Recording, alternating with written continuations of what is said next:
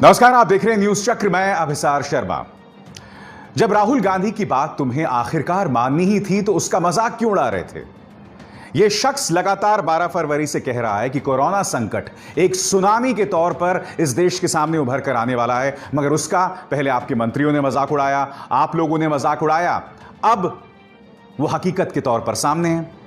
राहुल गांधी ने ही कहा था ना कि केंद्र सरकार के हाथ में नहीं बल्कि राज्य सरकार के हाथ में हो, डीएम्स के हाथ में हो कि किस जोन को ऑरेंज, रेड या ग्रीन किया जाए। अब आखिरकार लॉकडाउन 4 के नियमों में यह बात साफ हो गई है कि राज्य सरकार को यह एकाधिकार होगा कि वो फैसला करे कि कौन सा जोन रेड हो, कौन सा ग्रीन और कौन सा ऑरेंज। आज हम आपको बताने वाले हैं कि किस तरह से राहुल गांधी की बात को आखिरकार केंद्र सरकार मान रही है। मगर उससे भी बड़ी खबर है ये दो तस्वीरें आपके सामने। एक तस्वीर, एक ट्रक के अंदर लाशें और घायल दोनों एक साथ। इस ट्रक को ले जाया जा रहा है बोकारो, औरैया से बोकारो। और दूसरी तस्वीर, ये 70 साल का बुजुर्ग अहमदाबाद के सिविल अस्पताल से जो है कोरोना के चलते दाखिल हुआ था, बाद में अस्पताल ने इसे छोड़ दिया और फिर इसकी लाश मिलती है अहमदाबाद के एक बस स्टैंड पर। क्या यह गुजरात मॉडल है? मगर शुरुआत में करना चाहूंगा औरैया वाली खबर से। हम यह सोच रहे थे कि गरीब को इससे ज्यादा जलील और क्या किया जा सकता है अगर लॉकडाउन के लिए उसे सिर्फ 4 घंटे का वक्त दिया गया, मगर नहीं, गरीब को और भी ज्यादा जिल्लत का सामना करना पड़ा जब वो अपने बच्चों के साथ इस तरह से सड़कों पर निकल पड़ा दिल्ली से बिहार की ओर। हम सोच रहे थे इससे ज्यादा जलील गरीब आखिर क्या हो सकता है जब भारतीय जनता पार्टी का प्रचार तंत्र उसकी गुर्बत का, उसकी मजबूरी को स्वीकार करने से ही इनकार कर रहा था। मगर फिर हमारे सामने औरंगाबाद की तस्वीर आती है जहां पटरी पर लेटे हुए मजदूर के ऊपर से ट्रेन निकल जाती है। फिर हमारे सामने औरैया की मिसाल सामने उभर कर आती है जहां पर ट्रक में बैठा यह गरीब मजदूर को कुचला जाता है। मगर अब जो मिसाल सामने उभर कर आई है उसके लिए मेरे पास शब्द नहीं है। यह ट्रक देखा आपने, अब यह तस्वीर देखिए। इस तस्वीर के अंदर यह ट्रक जा रहा है बोकारो, झारखंड के बोकारो। आप जानते हैं इस काले पॉलिथीन में क्या है? लाशें हैं। औरैया में मारे गए मजदूरों की लाशें हैं, 5 लोगों की लाशें हैं। और इन्हीं लाशों के साथ कुछ और मजदूरों को जो कि घायल थे उन्हें रखा गया है, यानी कि घायलों के साथ मजदूरों को भी। उसके बाद क्या होता है कि एक पत्रकार इस खबर को उजागर करते हैं और फिर झारखंड के मुख्यमंत्री का यह ट्वीट सामने उभर कर आता है। यह स्थिति अमानवीय एवं अत्यंत संवेदनहीन है। झारखंड की सीमा में प्रवेश करते ही घायलों का उचित इलाज सुनिश्चित करें, साथ ही मृतकों के पार्थिव को पूरे सम्मान के साथ उनके घर तक पहुंचाने का इंतजाम कर सूचित करें। जैसे ही हेमंत सोरेन का यह ट्वीट सामने उभर कर आता है, उत्तर प्रदेश प्रशासन हरकत में आती है और फिर उसे रोक दिया जाता है प्रयागराज के पास। मगर अगर आपको लग रहा होगा कि उसके बाद उनकी हालत बेहतर होती है, तो नहीं, ऐसा नहीं है। मैं आपको बताना चाहता हूं नवभारत टाइम्स में जो खबर आई थी उसके मुताबिक क्या हुआ। खबर का शीर्षक कह रहा है 5 घंटे तक हाईवे पर खड़े रहे ट्रक। जैसे ही उत्तर प्रदेश प्रशासन को पता चलता है कि ट्रक के अंदर घायल और शव दोनों साथ जा रहे हैं, तो उसके बाद यहां करीब 5 घंटे तक ट्रक खड़े रहे, जिसके बाद वहां एम्बुलेंस पहुंची और शव वाहन पहुंचे। शवों को उसमें शिफ्ट करके भेजा गया। मीडिया रिपोर्ट के अनुसार एक ट्रक के ड्राइवर ने बताया कि शवों से इतनी तेज दुर्गंध आ रही थी कि आगे बैठना भी मुश्किल हो रहा था।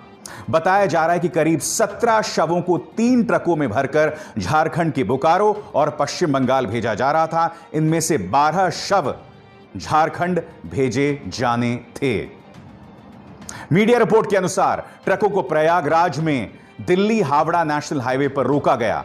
बताया जा रहा है कि बोकारो जा रहे जिस ट्रक पर 8 शवों के साथ मजदूरों को बिठाए जाने की तस्वीर झारखंड सीएम ने ट्वीट की थी, उसे भी बाकी ट्रकों के साथ NH2 पर रोका गया।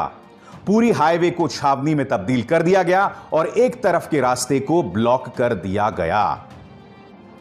क्या आप जानते हैं जो शव पड़े हुए थे उनकी इस बात को लेकर भी टेस्टिंग नहीं हुई कि वो कोविड पॉजिटिव हैं या नहीं हैं, कोरोना पॉजिटिव हैं या नहीं हैं, और उनके साथ इन घायल मजदूरों को भेज दिया गया।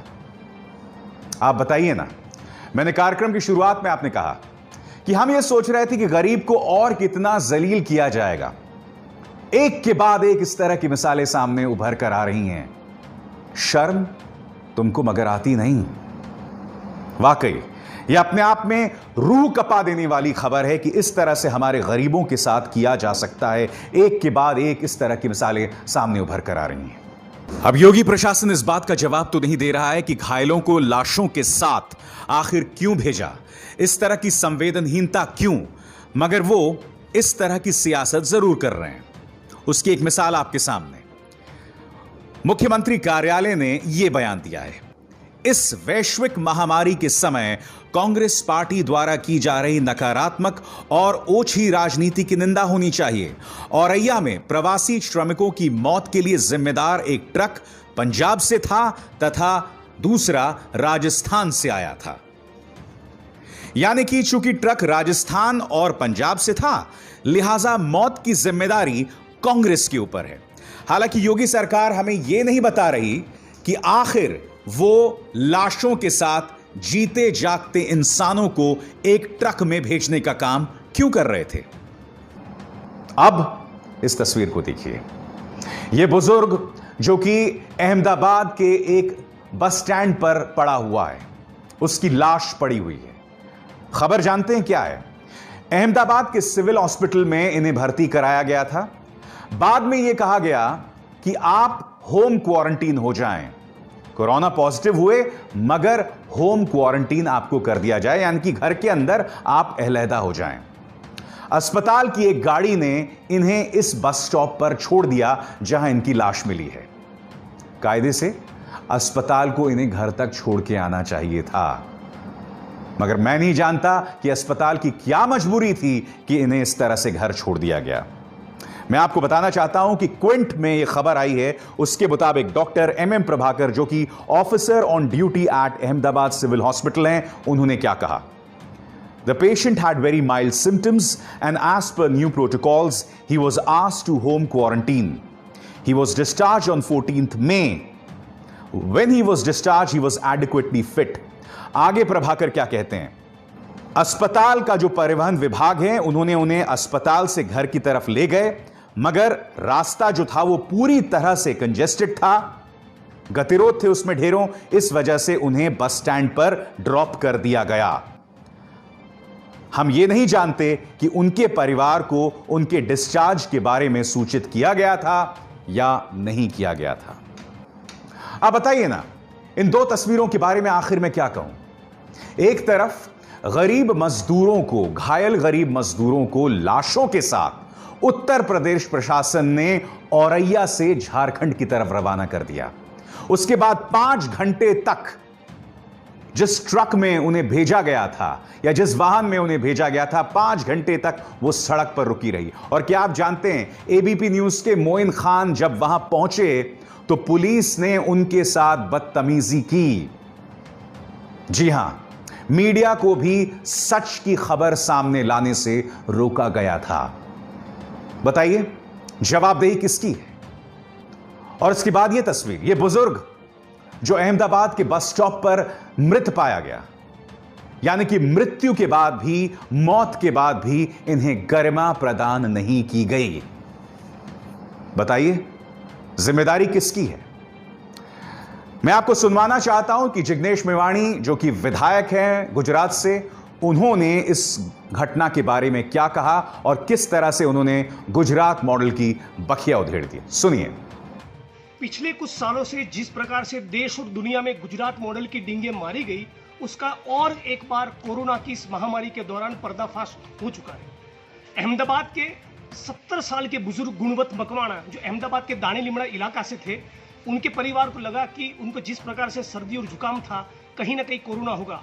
उनका डायग्नोसिस हुआ और कोरोना ही पाया गया। फिर उनको अहमदाबाद के अस्पताल में दाखिल किया गया।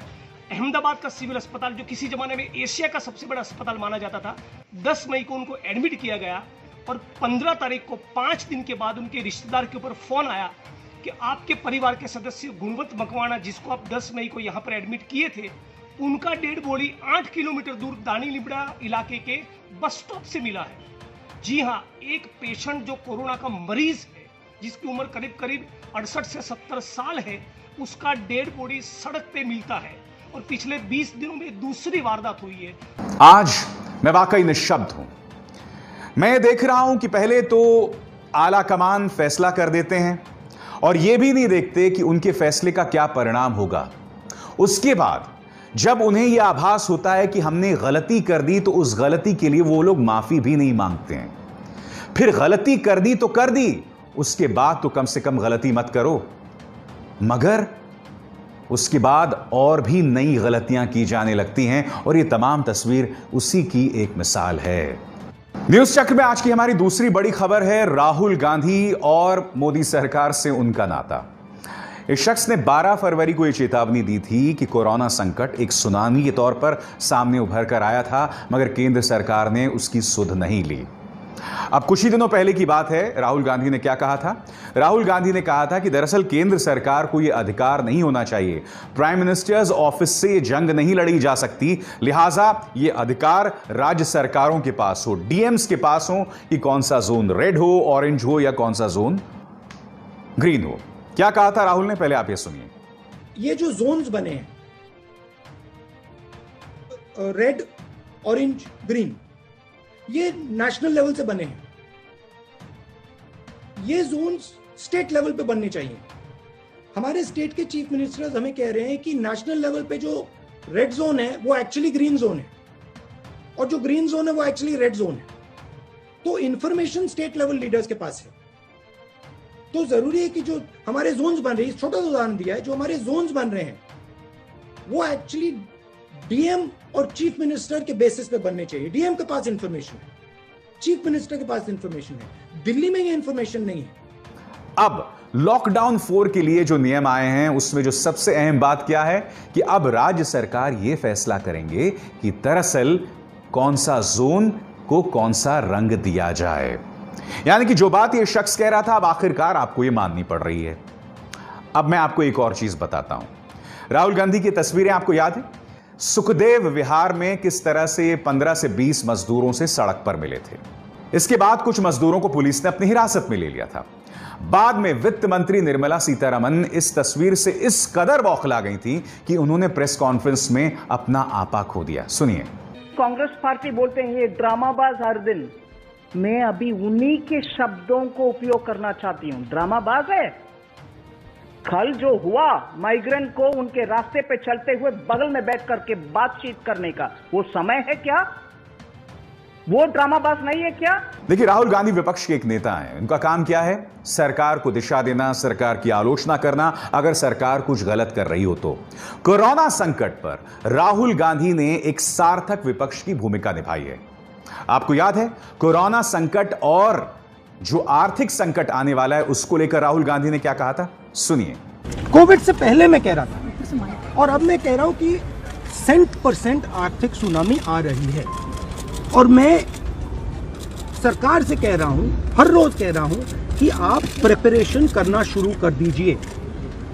सरकार कोई प्रिपरेशन नहीं कर रही है। अब खुद सरकार और उसके कई लोग ये मान रहे हैं कि एक बहुत जबरदस्त आर्थिक संकट सामने उभर कर आ रहा है।